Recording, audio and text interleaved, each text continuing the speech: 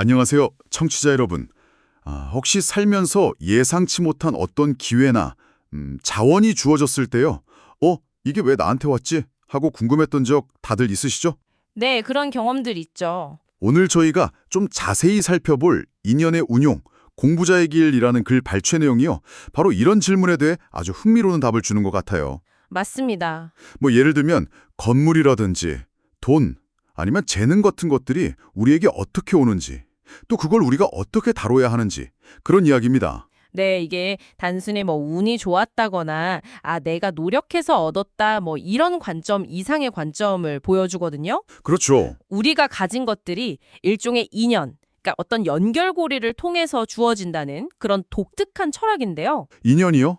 네, 근데 여기서 중요한 건 그냥 받는 데서 끝나는 게 아니라 그 이후에 우리의 태도나 행동이 훨씬 더 중요하다는 걸 강조하고 있어요. 그렇군요. 오늘 바로 이 인연이라는 개념하고 또 그걸 운용하는 방법, 여기에 대해 좀 깊이 이야기 나눠보면 좋겠습니다. 좋습니다. 그럼 첫 번째 핵심부터 바로 들어가 볼까요? 이 인연이라는 개념, 이게 뭘까요? 네, 글을 보면요, 건물, 돈, 재능 이런 모든 것들이 그냥 우연히 생기는 게 아니래요.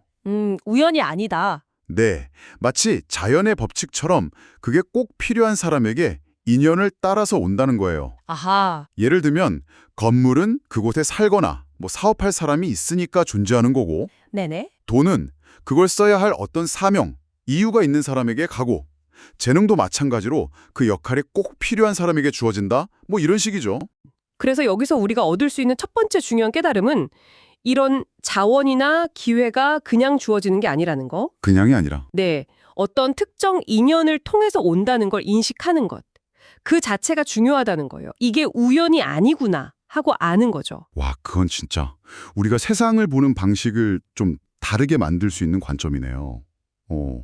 근데 여기서 딱 궁금한 게 생겨요. 네, 어떤 걸까요? 그러면 개인의 노력 같은 건 중요하지 않다는 뜻인가요? 인연 따라 온다면요.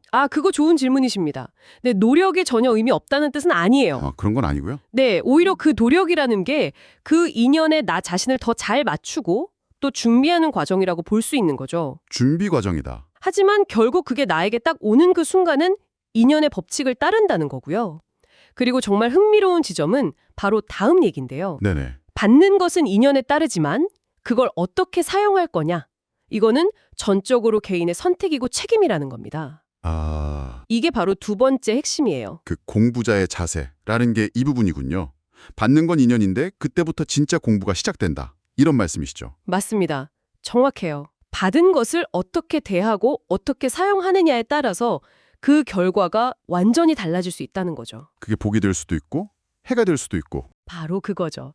그래서도 받은 인연을 올바르게, 그러니까 공익이라든지 더 큰 목적을 위해서 사용하면 그 가치가 빛나고 복이 되지만 네. 만약에 개인적인 욕심이나 좀 잘못된 방향으로 쓰게 되면 오히려 그게 해가 될 수 있다고 경고를 해요.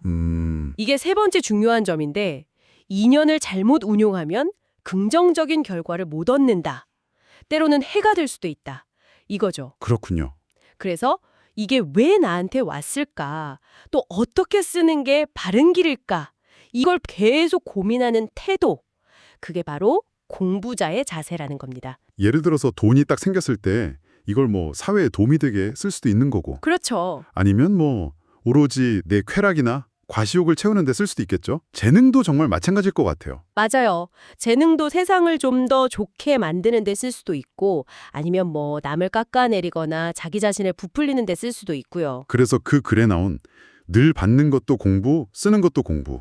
이 말이 참 와닿네요. 네, 정말 그렇죠. 받는 과정, 쓰는 과정, 이 모든 게 다 배움이라는 거죠. 네. 그래서 이 글에서는요, 구체적으로 네 가지 실천적인 태도를 강조하고 있어요. 이게 이제 네 번째 핵심이라고 할 수 있겠는데, 실천 방안이요. 네, 인연을 제대로 운용하기 위한 구체적인 자세들이죠. 첫째는 아까 말씀드린 자각력. 차각력. 네, 이게 나에게 온 인연이구나 하고 딱 알아차리는 능력이고요. 둘째는 중심력이에요. 중심력. 그건 뭔가요? 주어진 것을 어떤 사적인 이익보다는 좀 더 공적인 가치, 그래서는 이걸 하늘의 뜻이라고 표현했는데 거기에 맞게 사용하려는 마음의 중심을 딱 잡는 힘이죠. 하늘의 뜻, 뭔가 좀 거창하게 들리기도 하는데 아마 뭐 더 큰 공동선이라든지 아니면 어떤 우주적인 질서 그런 것에 부합하는 방향을 말하는 것 같아요. 네, 맞습니다. 그런 의미로 해석할 수 있겠죠. 개인적인 차원을 넘어서는 어떤 목적을 생각하는 의미요. 그렇군요. 자각력, 중심력. 그럼 나머지 두 가지는 뭔가요? 셋째는 결단력입니다. 결단력. 네, 어떻게 쓰는 게 옳은 길인지 알았다면 그걸 실천으로 옮기는 과감함이 필요하다는 거죠. 그리고 마지막은 끊임없이 배우는 자세예요. 아, 계속 공부하는 거군요. 그렇죠. 늘 내 판단이 맞는지 돌아보고 성찰하고 또 더 나은 운용 방법이 없을까 배우려는 그런 겸손한 태도를 계속 유지하는 겁니다. 네. 이 네 가지, 그러니까 자각력, 중심력, 결단력, 그리고 배우는 자세, 이 네 가지가 잘 조화를 이룰 때 비로소 우리는 주어진 인연을 통해서 진정으로 성장하고 또 기여할 수 있게 된다는 거죠. 와, 정리가 되네요. 그러니까 이 글은 결국 우리 삶에 주어지는 모든 것들 있잖아요. 그게 뭐 물질적인 것이든 아니면 재능이나 기회든 간에요. 네네. 이게 그냥 내 소유물이 아니라 인연 따라서 온 거고 그걸 내가 얼마나 책임감 있게 잘 관리하고 사용하느냐 거기에 따라서 그 의미와 가치가 완전히 결정된다는 아주 깊은 통찰을 주는 것 같습니다. 맞습니다. 청취자 여러분, 지금 여러분 곁에 있는 소중한 인연들 한번 떠올려 보시면 어떨까요? 그게 사람이 될 수도 있고 물건일 수도 있고 기회일 수도 있고요. 그것들을 지금 어떻게 대하고 계신지 한번 돌아보는 계기가 되면 좋겠습니다. 네, 그리고 마지막으로 이런 질문을 한번 던져보고 싶어요. 이 글에서는 우리가 받은 것을 그냥 개인적인 만족을 넘어서요. 어떤 더 큰 선, 혹은 여기서 말하는 하늘의 뜻에 맞게 사용할 때 비로소 진짜 의미와 성취를 얻는다고 말하거든요. 네.